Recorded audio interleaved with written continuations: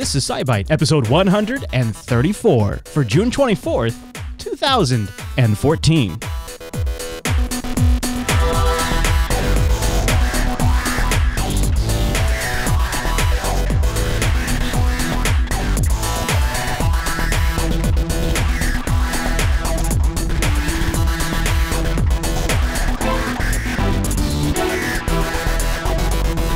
Hi, everyone, and welcome back to SciByte, Jupiter Broadcasting's weekly science podcast, live on a Tuesday and fresh on a Wednesday over at jupiterbroadcasting.com. My name is Chris, and joining us every single week is our host, Heather. Hey there, Heather.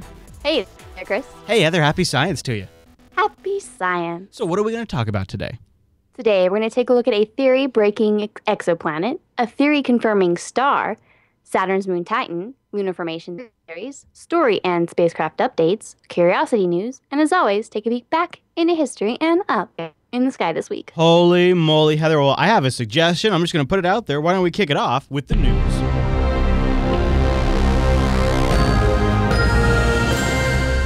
All right, Heather, what is our first news story tonight? As is often happening recently, astronomers have once again announced that they've discovered a new type of planet that breaks formation theories. This one is a rocky world weighing 17 times as much of the Earth. Whoa, that's a big planet. Yes, past theories have stated that such a large world, rocky world, could not be formed because anything that big would grab a whole bunch of hydrogen gas and would grow to be a Jupiter-like gas giant planet. This one, however, is not. It is just a big, rocky super Earth. Okay. Well, or they're calling now a mega Earth. I like that. I like Mega Earth. That's mega good. Earth. Mega. Yes. So this particular one is located about 560 light years away. Its orbit is only about 45 days. Now, it actually also has three other Earth mass planets, what they're calling lava worlds, that are orbiting really close to their star with an orbit of about 20 hours. Okay. So pretty much balls of lava swirling around the star. Ooh. Now, this was another one that is data from the Kepler Space Telescope. Right. Even though it has moved on to a sort of secondary motion of its phase, we're still getting a lot of data out of the primary mission. And they were able to, this is the mission where they calculate a tiny dimming of a star to say, hey, there's a planet passing in front of that star. Notice a couple times, hey, there's probably a planet there. Now, it can't tell anything about it, or much about it. They can't tell whether it's a rocky planet or a gas planet, but they can kind of get an idea of the diameter. And so they were kind of saying, all right, this is roughly the diameter we think it is, so it's probably like a mini Neptune. Okay. So then you go to Earthbound telescopes. Then they go back and they kind of pick out some that look interesting, and then they'll go and they'll try to analyze it more closely. Then you can take and they can look at the wobble of a star. Because if the planet orbits it, it'll make the star move just barely, and they can actually measure that from Earth. And this time they actually showed that it weighed 17 times the amount of Earth. That's nuts. And it was definitely far more than expected. So it was, with the diameter that they had seen, it had to have been very dense. It had to have been rocks and other, solid material. And, if it ever had an atmosphere, it would still have it. So if it ever had one, it would still have it. And it's not a gas giant. So they're trying to figure out what exactly would cause this. As is usual, every once in a while now, we see a planet, we're like, this is how the planets form. And then we find an exoplanet, we're like, except for that one. Okay, now we think this is how they form. And a couple months later, except for that one. This is once again where we can't really explain such a large rocky world. And not only that, but the system itself is so old. It happened less than 3 billion years after the Big Bang. Now that is actually when the universe was really, really young. Now at the very beginning of the universe, all you had was hydrogen and helium. all the heavier elements that we're made of and that we see, that make up us, and everything else is from when a star goes supernova. It causes heavier elements to occur. Sure. Now, scientists really didn't think there would have been enough of those heavier elements to make those rocky world at that time in the universe's history. That should have taken billions of years. But we're obviously seeing something that could say that such huge rocks could have actually formed at that point. Right. When heavy elements would have been really scarce, actually. So rocky planets could have formed much earlier than we thought. So what you're saying is there could be some civilizations out there that have a huge head start on us. What I'm saying is that they can't.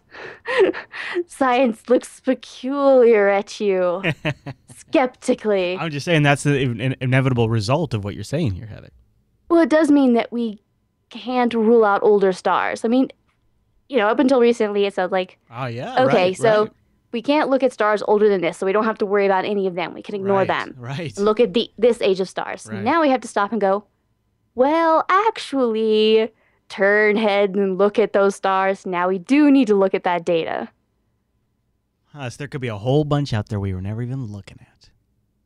Interesting. Yes, but chat room, there's no way to explain everything, no. But scientists want to... keep trying. I mean, they want to keep trying. We really want to keep trying. Yeah. You see something, you're like, how did that happen? Let's find out. And then you try to explain it, and then exoplanet formation theories change because we find new things that say, nope, we only thought we had it right. Right. Well, and that's kind of one of the fun things about following it, in a sense. It really is. Like, that's kind of the more actually kind of exciting aspect of it. And then seeing how it all kind of comes together in the end. Very cool.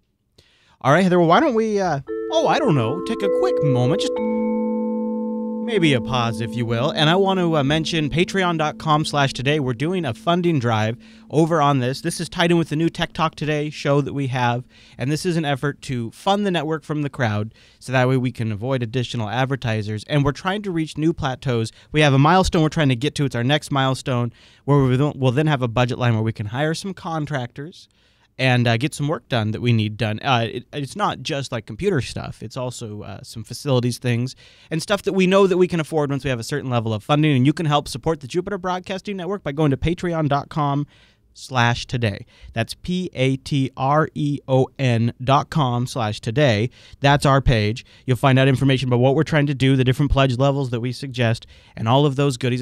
This is a way we're trying to raise income without increasing our advertiser load.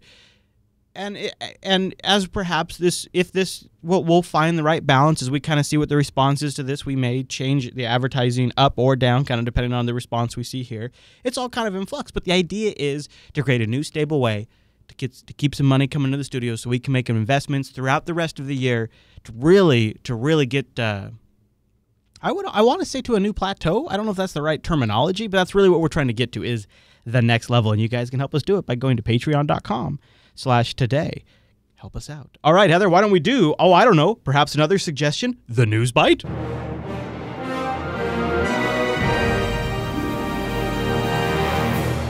Okay, Heather, where are we going to start in the News Bite? So we broke theories before, but now we are confirming theories. Okay. There are actually a star that was theorized that was sort of two stars in one. The theory was that a binary star system where a super dense neutron star could be absorbed by a less dense red supergiant star. All right. Now, this theory was back in 1975. Now, it's very hard to see in real life just because it looks like a red supergiant. In order to really prove it, you have to have detailed spectrographic analysis for the particular chemical signature of a star. Now, because normal red supergiants derive their energy from nuclear fusion. Now, these specific Thorne-Zytkow objects, TOs, are powered by the unusual activity from the neutron star in their core. Oh. So the spectrographic analysis would be very different. So astronomers were examining the spectrum of light emitted from what looked like red supergiants. We can tell them what elements are present in the star. Now, when examining the spectrum of one specific star, they were analyzing, the scientists actually saw some very strange readings. They were able to take a look at some of the lines in the spectrum and find that it had things like rubidium, lithium, molybdenum. Now, these type of things are elements that are not in red supergiants, but they would be more like from neutron stars. Uh-huh. So it would be a unique signature of these type of theorized stars. Okay. So it's one of those things where everything looks the same, but you have to kind of look at each red supergiant and take the analysis of every one to see if something happens to look like it. Okay. So the idea is that you have two massive stars, a red supergiant and a neutron star, which is a star formed after a supernova. So you have this dense star that can happen after a supernova can leave this behind. So you have these two in a close binary system. And then the more massive red supergiant would essentially swallow up the neutron star, which would spiral down to the core of it. And then that would become the energy source of the red giant. Now, then that would change all the chemical characteristics of the star because there is a lot of different and strange chemistry going on there then. And so there are, from what we see, there are definitely inconsistencies into what some of the details of what the theory would predicted. But the theories are from 1975 as well. There have been a lot of improvements in the theory since then. Mm-hmm. They're still tweaking the theory now that they've actually found one. But looking at this can kind of tell us more about this star, more about how stars kind of work internally still, like looking back at different stars. So you say, all right, well, this is kind of how this one is reacting inside of itself. The internal... Sort of how the plumbing, I mean, it's almost like... Yeah, exactly. You get insights into the internals of a star in a very fascinating way. Yes, in a strange situation. And from that, you can kind of infer and say, well, in this strange case, this is what's going on. Perhaps in a more normalized situation, then this more straightforward approach would be okay. This is a little star magic right there, really. So it's like it swallows up a whole other star and then sucks its power. Yes, but it starts running on the battery power of its old partner. Yeah. Somebody in the chat room called it a vampire star. Yeah, that's what I was going to say. It's a vampire star. Or like an energy vampire, I suppose. Yes. All right, any other thoughts on that one? No, just kind of interesting how sometimes we can actually prove theories instead of breaking them. Hey, yeah, a little from column A, a little from column B. All right, Heather, we'll get ready. The band's here, and that means it's time for the 2-Byte News.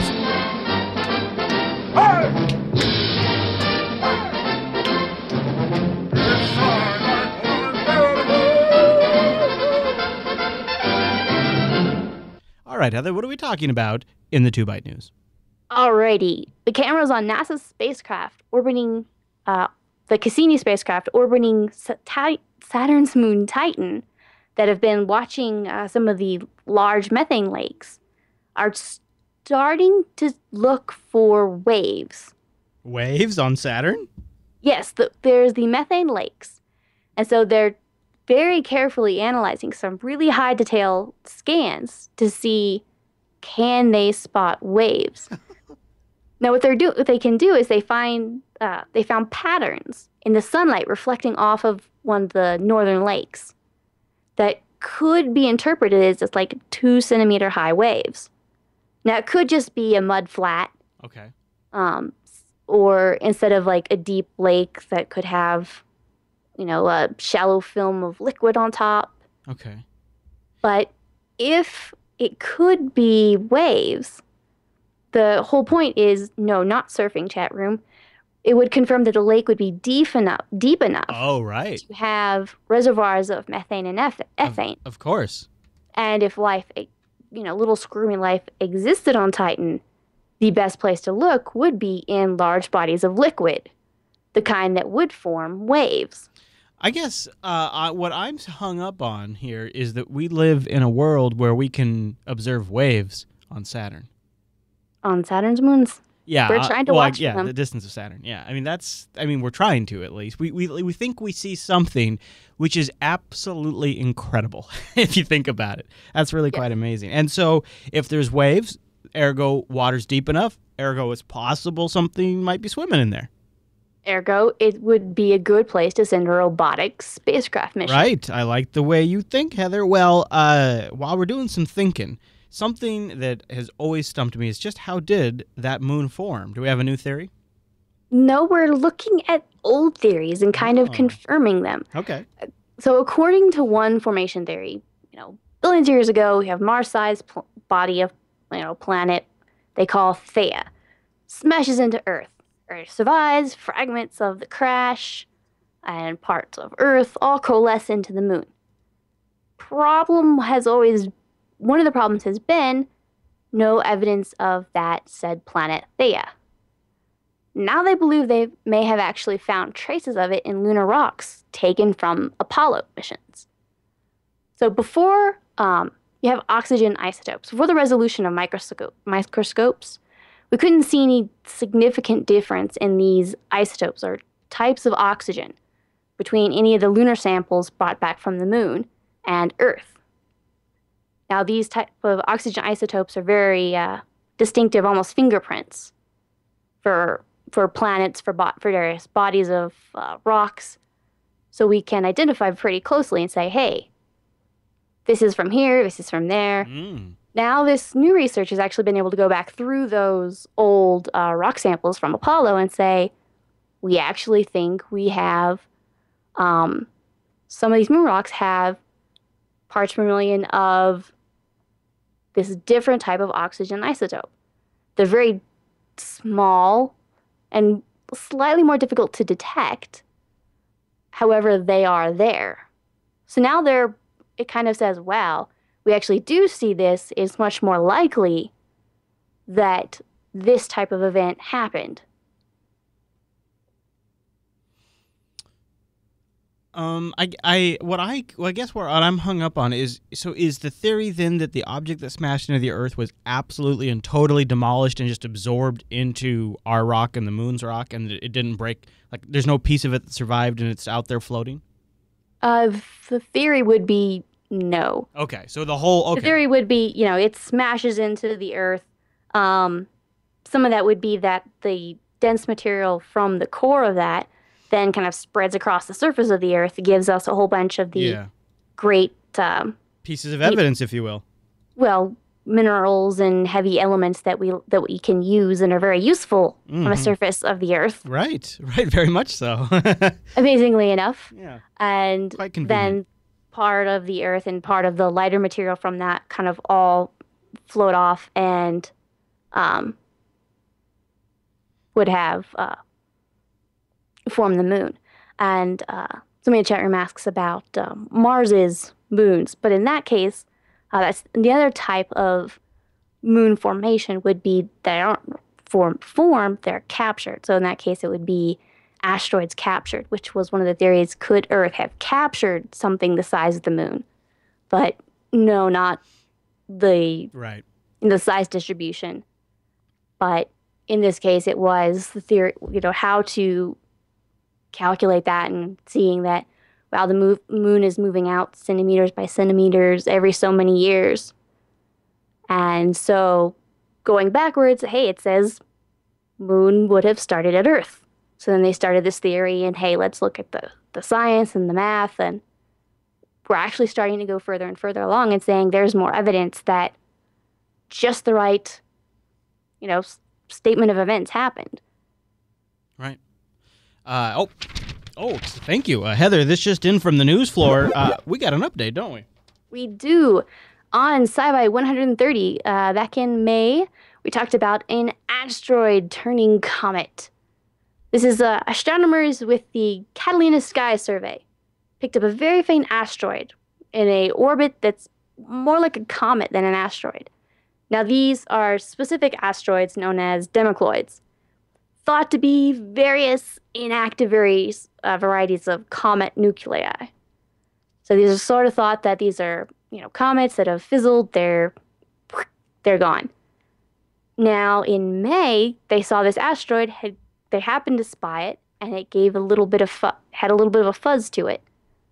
They went, okay, looks like it's starting to activate, like maybe there's something going on. And soon enough, it started having a coma or atmosphere. It's starting to brighten, but get slightly more comet-like looking. So it'll actually reach perihelion just 4 days before its closest approach to Earth. So in early July, it's actually going to be some good binocular viewing or telescope viewing. Okay. Not necessarily by eye. It's going to be binocular telescope object. Yeah, okay. Now, this thing is going to be trucking. This comet is going to move about 7 degrees. That's the span of the full moon once every hour and 42 minutes. Okay. So if you have a telescope pointed at it, you would actually be able to see it moving across the stars field. This is actually something you would be able to see moving in real time if you were able to sit there and just look at it for a minute. It'd be like a spaceship, only a rock. Yes, only a rock. Yeah. Only icy kind of rock. Right. So not like a spaceship at all, but like a spaceship in that it is moving. Kind of. Yeah. In that it's moving. Yeah. In that sense, we're all spaceships. And the fact that we move. Isn't that true, Heather? And speaking of spaceships, hey, come on in, guys. You're cleared for landing. Come on in. Let's go. That's right. We've got a spacecraft update, don't we? That's right. It is a favorite of mine watching this. This is kind of going on over time. This is the ISEE-3 reboot project. This is one of those where it's an old NASA spacecraft launched way back when NASA had put it to bed. They went, okay, right, good job, guys. Good night. And then they took over like an old McDonald's, right? Set up mission then control. Then they went, oh, wait, it's still awake. Yeah. Then they have a group of people who kickstarted a project, and everyone backed them up and said, all right, you have the money. Then they took mission control in an old McDonald's, set up shop. And so they're actually starting to kind of go through, and they've actually started firing some of its thrusters to spin it back up to optimum spin rate so they can fire its rockets to get it into a better orbit. They're starting to kind of look at some of the old scientific data coming back. So they'd seen that almost all of the instruments were still working, not necessarily functioning normally, they're seeming. So they're trying to see, kind of get the raw data that's actually spitting back out, and then going back to the old data that was there, kind of conferring and looking at the old, talking to the old engineers that were on the project, and kind of everybody getting together at a table and scratching it out and going, okay, well, what can we make of this? What kind of data is it actually sending back? What can we make sense of this? And so we're able to kind of get back some stuff. It looks like they're using some open source software too. GNU they Radio. Are. Yes, they are actually using open source, which means that they're actually kind of able to go to the community and say, hey, everybody, here's this stuff. They have, access to a number of top people in the community that they can go to and say, hey, help us out with this. That's amazing. So it really opens them up to some really good resources. Wow. That's so cool. It's got a little Linux action show tie-in right there. Yes, there is that. I saw that and I was like, open source. Yeah, that's all great. The way. Wow. That's a really cool project that they're working on. That is one of the neatest things. I mean, it just feels like something from a movie where you'd have a group of people who get together and make contact with an old spaceship using computer parts that they assembled themselves at their own makeshift mission control. I mean, it's almost unbelievable. Yeah, and it is really one of those things because the hardware to talk to this thing doesn't exist anymore. Right. Because it wasn't worth the money to keep it running or to keep it together. So NASA tossed it all out. Wow. So they kind of had to cobble things together themselves. And then, some physical stuff, and the rest of it, they're able to write software to say, pretend you're you're this piece of equipment. And it can pretend. That's amazing. Amazing. So, they have time on some big dishes, and they're talking to it, and trying to get the thrusters and going, and trying to get all the science out of it that they can. But that kind of keeps going. I love it. It's like technology archaeology almost. Oh yeah. Huh. And if you guys want to find out more, Heather has more stuff you can read in the show notes. You can also check out, like she said earlier, SciByte 132 and SciByte 133 for additional. It's kind of mind blowing. So if you're not up to date on the topic, it's worth catching up on. Heather, while we're up in space doing the space thing, you want to head over to Mars and maybe do a Curiosity update? Let's go. And liftoff of the Atlas V with Curiosity. Oh! We're safe on Mars. There. Hey, how is our favorite little rover doing? Not so little. How is our favorite rover doing? It's continuing its road trip. We're headed towards the Mount Sharp, layered mountain in the middle of this Gale crater. Still got some of its drilled powder sample material that's going to deliver for some analysis. One thing that is exciting, is that it was actually able to observe on June the 3rd, Mercury was transited the sun, so it passed in front of the sun. Now, this was the first transit of the sun by a planet observed from any other planet other than Earth. And it was the first imaging of Mercury at all from Mars. And it was pretty amazing because Mercury only filled about 1/6 of one pixel. Whoa! So they could just sort of see some darkening. Yeah. Now, this wasn't just a random thing. They knew it was going to happen. They knew the timing. Yeah. So they had it pointed there. And, they have this specific camera made to look at the stuff because they have, they're analyzing the atmosphere. They want to analyze some of that's going on to see for, clouds, for the clearness, for dust. So they're able to look at things like this and say, they knew this was coming. They're like, hey, this is a great opportunity. Let's look and watch for this. So then they can go back through and say, hey, tiny dimming. That's it. Yes. That's it. Well, they know exactly where it's going to be. So yeah, they know pretty much where it's going to be, pretty much the timing where it's going to be, but they were actually able to see it. Yeah. Now, you can actually see Mercury and Venus transits more often from Mars than Earth. Oh, really? Just because of the... atmosphere? No, just because of the orbits. Oh, okay. It has nothing to do with the atmosphere. It's just the orbit geometry. Huh. So it's a good spot to get a nice picture, turns out. And it's kind of funny because you see the images, and there's 2 black spots on there. No, that's not Mercury. Those are sunspots. Sunspots. Yeah. Which are way bigger than Mercury. They're they're slow moving, but yes, you kind of see those and you're like, oh wow, Mercury. Nope. No. Those are sunspots. Those are huge. Teeny tiny little 1/6 of 1 pixel, slightly darkening pixels. That's Mercury. Now we have some, as far as Mars stuff goes, we have some testing of some new landing equipment. Oh. The low density supersonic decelerator. It's this really ambitious kind of laying the groundwork. It does kind of look like a flying saucer. Doesn't it look like a flying saucer? It does to me. Well, all of the landings you see, it's those, it has the shell that kind of goes in, and this specific idea is how to slow that down enough. Okay. So first, they have an idea to sort of inflate a little kind of a balloon or airbag around the outside of it, because then it makes it a little bit bigger, a little bit larger surface area, means it slows it down just a little bit. More resistance and whatnot. Then you can stick out some supersonic parachutes, and it's a whole system that they're kind of going through and testing. So far, their scheduled times and weather have not come together. They've tried multiple times. They're still kind of trying to get everything to going together, but it's some pretty cool stuff that they're hoping to use in the future. Yeah. This is kind of for really large scale things, for, even bigger rovers or human scale, for, if you're going to have human scientific expeditions to come, these are the kind of large scale reentry systems that you would need. Mm-hmm. So they're starting to work on that as well. So that's pretty neat. And you know me, I'm a sucker for anything that's kind of getting science closer to actual sci-fi. It's like my science and my sci-fi come together, and it's like chocolate and peanut butter, Heather.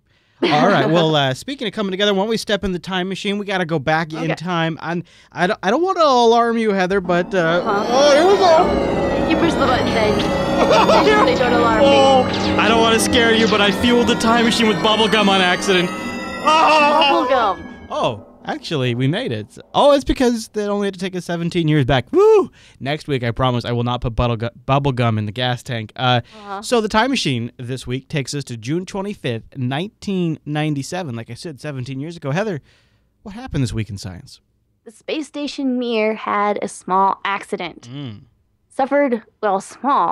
It suffered a near fatal mishap when the Progress ferry was being docked via remote control via a cosmonaut.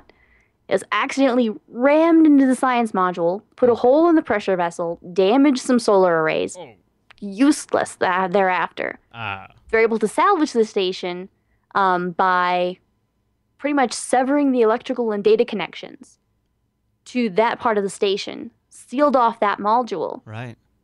Lost part of the station, lost about half their electrical power, but they were able to actually save what was left of the station and absolutely, be alive. Well, and I think was what they were kind of going for. Yeah, I think that's the ultimate goal.